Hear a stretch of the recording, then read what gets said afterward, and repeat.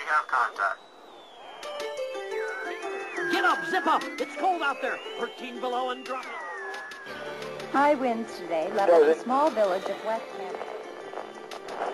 Temperatures on the field today will reach to 110 degrees. It's going to be a scorcher out there today.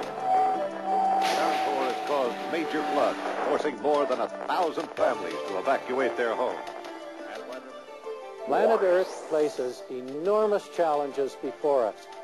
Challenges in coping with its environment and in rising above the extremes of that environment. And with each advance we make in overcoming those challenges, we are confronted by new and greater challenges. That is the nature of progress, and progress is the catalyst to technology. Man has taken great strides in coping with the environment and giant leaps in rising above its restraints. I know, I've been there. I have experienced firsthand the power of technology in overcoming challenges and in creating new ones. Technology was the fuel that thrust my Mercury 7 spacecraft into orbit in 1962.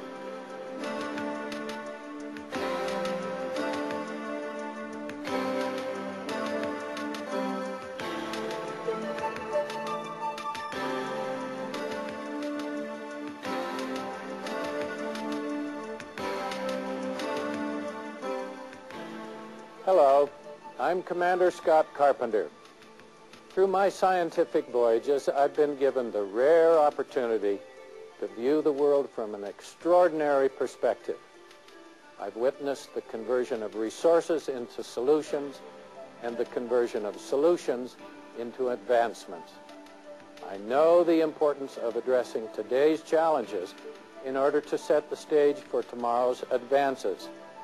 Man has long committed a considerable portion of his efforts and of the Earth's resources to meeting the challenge of protecting himself from the environment.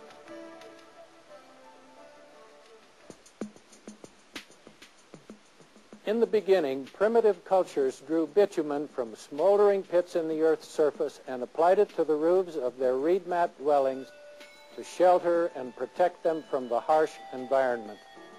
Today, we employ space-age versions of that same technology to produce roofing systems that last well into the future.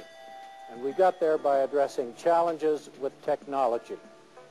In the early 1840s, the best thing going in commercial roofing was bitumen-saturated burlap, representing the first generation in built-up roofing systems.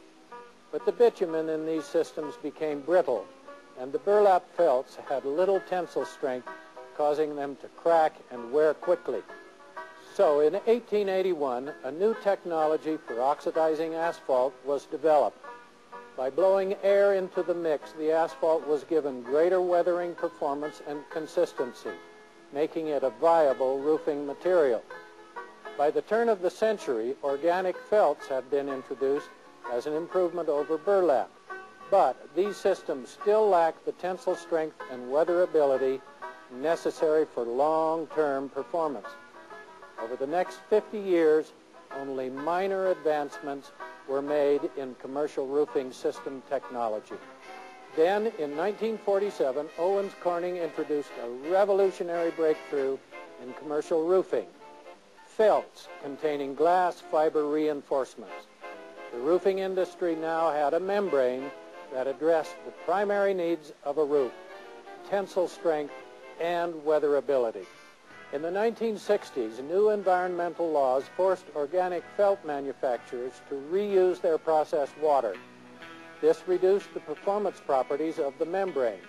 At the same time, increased paper recycling led to the use of synthetic fibers, which lowered the cotton and wool content in organic felts. This, coupled with the effects of two-ply specifications, reduced their tensile strength and asphalt saturation capabilities. Again, quality was reduced and roofs started leaking. The reputation of all built-up roofing systems was tarnished, even though glass fiber reinforced felts continued to demonstrate impressive system performance. This helped lead to the introduction of a new single-ply product called ethylene propylene diene monomer, or EPDM. These membranes are constructed of petroleum-based vulcanized rubber and were perceived as the answer to organic build-up roofing failures, even though they were unproven in the marketplace. At the same time, Owens Corning introduced a high-performance build-up roofing felt containing two major technological advancements: continuous strand glass fibers and high-performance binders. Instead of many short chopped fibers, these membranes contain fewer but longer fibers for multi-directional tensile strength. In the 1970s, modified bitumens were introduced to give a new dimension to the concept of build-up roofing by combining modified asphalt and glass fiber multi-reinforced construction in a single membrane. In the late 1980s, new chemically modified mopping asphalts were introduced, delivering enhanced weatherability to build-up roofing systems. The improvements in glass fiber and asphalt technology have led to the recognition by many building owners, architects, and contractors of build-up roofing's true performance capabilities. These improvements have helped restore its reputation as well as a large portion of its market share. Today, approximately 2/3 of all roofing systems being installed are either build-up roofing or modified bitumen systems. Build-up roofing systems continue to prove their high-performance capabilities on billions of square feet of roof area, and modified bitumen membranes have become the roofing membrane of choice among many contractors and architects the world over. To put these events in the context of roofing performance today, consider the key roofing performance criteria as they have always been: tensile strength, or stability under severe stress; resilience, or the ability to hold up under extreme temperature changes; as well as durability, weatherability, and waterproofing. There are two basic and opposing technologies addressing these criteria. One is a relative newcomer to commercial roofing and is based on the elongation properties of rubber. The other is steeped in a long history of proven in-place performance and combines tensile strength and asphalt to create an impenetrable barrier against the elements. Here's how. The stresses on a roofing membrane are varied and extreme. As a roof warms and cools, it expands and contracts. Although this movement may be minimal, it can induce significant stress, which can cause fractures in the membrane. High winds can lift the membrane from its substrate. Extreme temperature changes and ultraviolet radiation from the sun can break down its composition. Maintenance traffic and rooftop equipment vibrations attack its surface, and rain and moisture seep into every cavity and crevice.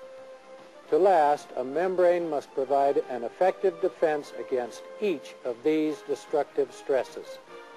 Single-ply rubber systems respond to roof movement with elongation.